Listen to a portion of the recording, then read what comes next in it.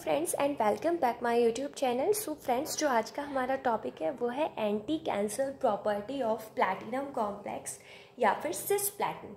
So friends, अगर आप मेरे चैनल पर नए हैं, सबसे पहले चैनल को सब्सक्राइब कीजिए जिससे कि आपको ऐसे ही मोर इन्फॉर्मेटिव और अच्छी वीडियोस मिलती हैं। सो चलिए स्टार्ट करते हैं आज का टॉपिक।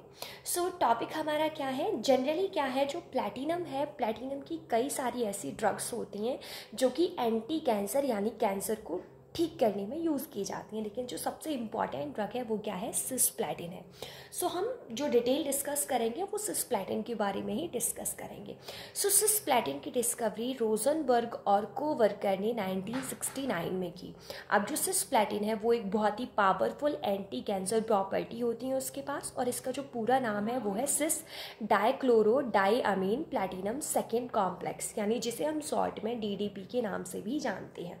अब मेन क्या था जो डिस्कवरी रोजनबर्ग और कोवर्कर ने की, सो वो स्पेशली इसी पर्पज से नहीं बैठे हुए थे कि हमें डिस्कवरी किसकी करनी है, एंटी कैंसर ड्रग की करनी है।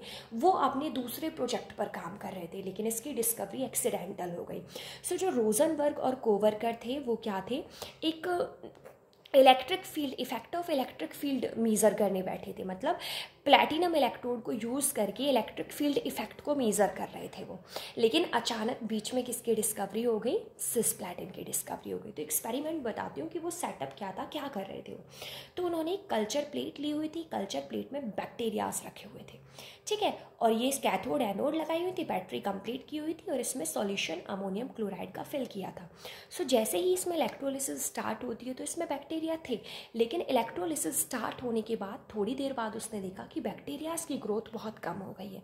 मतलब कुछ एबनॉर्मल बैक्टीरिया स्टार्टिंग में अच्छे खासे थे, लेकिन बाद में एबनॉर्मल मरे जैसे बैक्टीरिया लग रहे थे। तो उसने सोचा कि इलेक्ट्रोलिसिस जब इसमें करंट नहीं बह रहा था तो बैक्टीरिया बिल्कुल ठीक थे, और जनरली करंट भी उतना हाई फाई नहीं था कि आप सोच रहे हैं कि बैक्टीरिया किल हो गए करंट की वजह से, मतलब बहुत ही माइन्यूट करंट था। तो बैक्टीरिया उससे जनरली किल नहीं होते, कि ऐसा क्या हुआ कि जो बैक्टीरिया किल हो गए। सो यहीं से उसके माइंड में ये थॉट आया सिसप्लैटिन का। सो प्लैटिनम था, इसमें NH4Cl है, यानी इसे अमोनिया यहाँ से मिला और क्लोरीन यहाँ से मिला, तो डाइक्लोरो डाइअमीन प्लैटिनम सेकेंड कॉम्प्लेक्स बन गया, तो यानी सिसप्लैटिन बन गई। अब वो सिसप्लैटिन क्या थी, सिसप्लैटिन की दो प्रॉपर्टी होती थी। बैक्टीरिया क्यों मर रहे थे आपको समझ में आ जाएगा। सिसप्लैटिन की दो प्रॉपर्टी होती हैं, एक तो ये क्या होता है, एंटी कैंसर होता है, और दूसरा क्या होता है, एंटी बैक्टीरियल होता है। तो बाद में रोजनबर्ग और कोवर्कर ने देखा कि एक ऐसा कंपाउंड बन रहा है इलेक्ट्रोलिसिस के बाद जो कि बैक्टीरिया की ग्रोथ को कम कर रहा है। तो बाद में वो समझ में आ गया था कि वो एंटी बैक्टीरियल और एंटी कैंसरस जो कंपाउंड था वो क्या था, उसे सिसप्लैटिन का नाम दिया गया। तो ये थी सिसप्लैटिन की डिस्कवरी। अब बात करेंगे सिसप्लैटिन के स्ट्रक्चर की। सो नाम समझ में आ रहा है, सिस है यानी जो लिगैंड होंगे वो सेम लिगैंड एक साइड होंगे, यानी क्लोरीन क्लोरीन एक साइड, NH3 एक साइड। तो ये क्या है, सिसप्लैटिन। सिसप्लैटिन एक्टिव होता है, केवल यही कैंसर को ट्रीट करने में यूज़ होता है। अगर आप सोचें हम ट्रांसप्लैटिन यानी फंक्शनल ग्रुप अपोजिट हो गए, इसे भी हम एंटी कैंसर यूज़ कर सकते हैं, तो आप बिल्कुल गलत है, ये इनएक्टिव होता है, इसे हम as a anti cancer use नहीं कर सकते। नेक्स्ट जो सिसप्लैटिन की जो एंटी ब्लास्टोमा या फिर एंटी कैंसरस प्रॉपर्टी है वो इन सारी चीज़ों पर डिपेंड करती हैं। सबसे पहले किस पर डिपेंड करती हैं, चार्ज पर, और दूसरा किस पर डिपेंड करेंगी, nature of neutral and acido ligand. Third है ज्योमेट्रिक कन्फिग्रेशन। ज्योमेट्रिक कन्फिग्रेशन में मैंने आपको बताया था, जैसे सिस है वो एंटी कैंसर है, ट्रांस है वो एंटी कैंसर नहीं है। और नेक्स्ट है oxidation state of central metal atom, यानी जो प्लैटिनम यूज़ कर रहे हैं, जैसे प्लैटिनम की जो ऑक्सीडेशन स्टेट है वो +2 भी हो सकती है, +4 भी हो सकती है। तो ऑक्सीडेशन स्टेट का भी एंटी कैंसर प्रॉपर्टी पर बहुत बड़ा इफेक्ट होता है। अब ये 4 पॉइंट आपको याद रखने हैं, ये 4 पॉइंट आपके आगे क्लियर हो जाएंगे। अब मेन बात यहाँ तो कुछ हमने सिसप्लैटिन के बारे में पढ़ा थोड़ा सा। अब जो आगे है प्लैटिनम को हम मेनली 3 तरीके से एंटी कैंसर ड्रग की तरह यूज़ कर सकते हैं। तो सबसे पहला तरीका है नॉन इलेक्ट्रोलिटिक प्लैटिनम कॉम्प्लेक्स।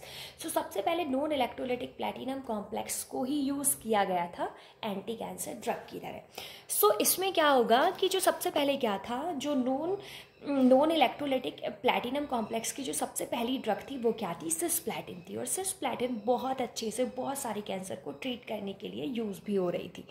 जैसे कि आप एग्जाम्पल के तौर पर ये टेबल में देख सकते हैं, जो यहाँ पर क्या है ट्यूमर्स के नाम दे रखे हैं, और यहाँ पर क्या है सिस्प्लैटिन है, यहाँ पर एल्काइलेटिंग एजेंट, और यहाँ पर एंटीफोलेट, यानी ये 3 तरीके की ड्रग्स हैं। ये इन कैंसर्स पर कैसे काम करती हैं। 3+ का मतलब है कि वो इस टाइप के कैंसर को बिल्कुल अच्छे से ख़त्म कर देती हैं। 2+ का मतलब है कि मतलब कैंसर काफ़ी हद तक ठीक हो जाता है, और 1+ या न्यूट्रल का मतलब है कि ये जो सिस्प्लैटिन है वो इस तरीके के कैंसर में यूज़ नहीं होती। तो आप देख रहे हैं सार्कोमा 180 है, अगर सार्कोमा 180 के पेशेंट को सिस्प्लैटिन दी जाती है तो 3+ लगे हुए हैं। तो 3+ का मतलब मैंने पहले ही बताया कि सार्कोमा 180 को पूरी तरीके से ठीक कर देते हैं। और नेक्स्ट जो कैंसर है PC6 प्लाज्मा सेल ट्यूमर, इसे भी ये पूरी तरीके से ट्रीट कर देते हैं। जबकि TLX5 लिम्फोमा है, इस पर सिस्प्लैटिन कोई काम नहीं करती। तो सिस्प्लैटिन के आपने यूज़ देखे, बहुत सारे कैंसर्स को ट्रीट करने के लिए सिस्प्लैटिन यूज़ की जाती है। अब जो नेक्स्ट मैंने आपको बताया था कि इसमें सिस्प्लैटिन के अलावा और भी कई सारी ड्रग्स यूज़ की जाती है, जो कि अब वो ड्रग्स हम कैसे बनाएंगे, ये जनरली जो आपको स्ट्रक्चर नज़र आ रहा है ये किसका है, सिस्प्लैटिन का है। सो अगर हम क्या करें, सिस्प्लैटिन के स्ट्रक्चर में थोड़ा सा चेंज कर दे तो इससे क्या है कुछ और ड्रग्स बन जाती हैं, और वो ड्रग्स भी एंटी कैंसर की तरह वर्क करती हैं। सो सिस्प्लैटिन में आप 2 क्लोरीन और 2 अमीन ग्रुप रखते हैं। तो यहाँ पर क्लोरीन मतलब नेगेटिव, अगर आप नेगेटिव को चेंज कर देंगे तो और ड्रग्स भी बन जाएंगी। जैसे X की जगह यानी Cl की जगह आप ब्रोमीन भी रख सकते हैं, NO2 भी रख सकते हैं, और I भी रख सकते हैं। मैंने सबसे पहले आपको इफेक्ट जो बताया था वो सबसे पहले मैंने किसका बताया था कि एंटी कैंसर प्रॉपर्टी में बहुत बड़ा रोल होता है चार्ज का, और दूसरा रोल किसका होता है, न्यूट्रल और एसिडो लिगैंड का, तीसरा है ज्योमेट्रिक कन्फिग्रेशन, और चौथा किसका था, ऑक्सीडेशन स्टेट का। तो हम समझेंगे सबसे पहले कि चार्ज का रोल कैसे होता है। सो यहाँ पर अगर क्लोरीन लगाया तो क्या बना, सिस्प्लैटिन बना, लेकिन ब्रोमीन, नाइट्रो या फिर आइडो ग्रुप अगर हम लगाएंगे तो भी ड्रग्स ही बनती है, एंटी कैंसर ड्रग ही बनती है, लेकिन वो उतनी इफेक्टिव नहीं होगी क्योंकि क्लोरीन ज़्यादा नेगेटिव है, ज़्यादा नेगेटिव होगा, ड्रग्स अच्छी बनेगी और वो अच्छा रिस्पॉन्स भी करेगी। तो आप क्लोरीन की जगह इनको भी यूज़ कर सकते हैं, लेकिन उतनी इफेक्टिव ड्रग्स नहीं प्रिपेयर होगी। नेक्स्ट है, यहाँ पर क्लोरीन तो चेंज कर लिया, अब आप इस NH3 को चाहें तो भी चेंज कर सकते हैं, लेकिन जो इसको अगर आप एलिसाइक्लिक एमीन यानी एमीन जो अमोनिया है, इससे अगर आप एलिसाइक्लिक एमीन में चेंज कर देते हो तो जो इसकी एंटी कैंसर प्रॉपर्टी है वो क्या होगी, इंक्रीज हो जाएगी। तो एक तो मैंने आपको बताया कि आपको अमीन ही रखना है, और दूसरा मैंने क्या बताया, आपको एलिसाइक्लिक अमीन रखना है। तो आप लीथल डोज, मतलब अगर आपको ज़्यादा हायर डोज देना है, लीथल डोज को हम LD50 के नाम से भी रिप्रेजेंट करते हैं, तो आप लीथल डोज दे रहे हो तो एक जगह आपने क्या लिया, नॉर्मली अमोनिया रखा हुआ है, उसको आपको 30 mg/kg इतनी डोज आपको देनी पड़ेगी लीथली, मतलब हायर डोज में।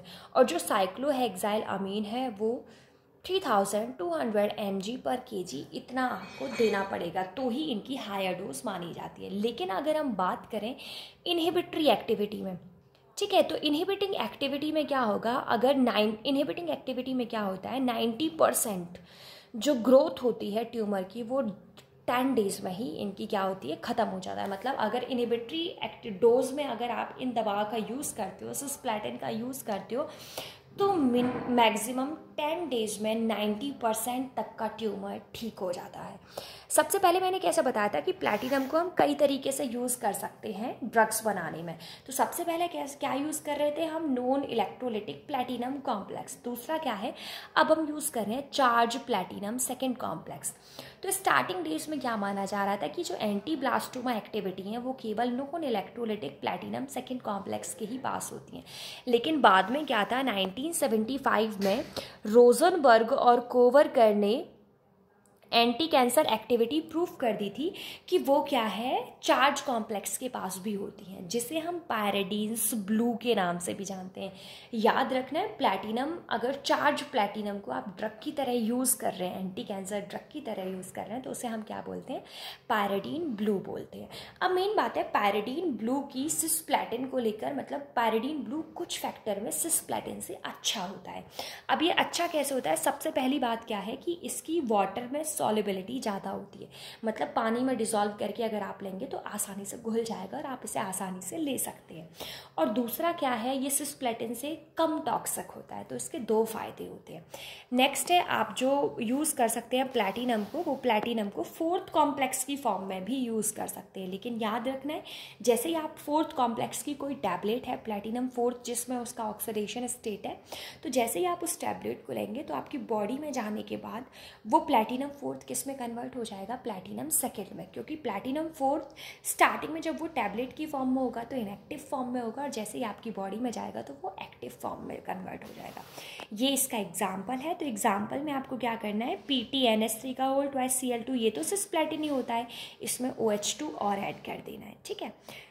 सो ये इसका एग्जाम्पल होता है। सो फ्रेंड्स, अगर आपको मेरी वीडियो अच्छी लगी हो तो मेरे चैनल को सब्सक्राइब कीजिए और वीडियो को लाइक भी कीजिए।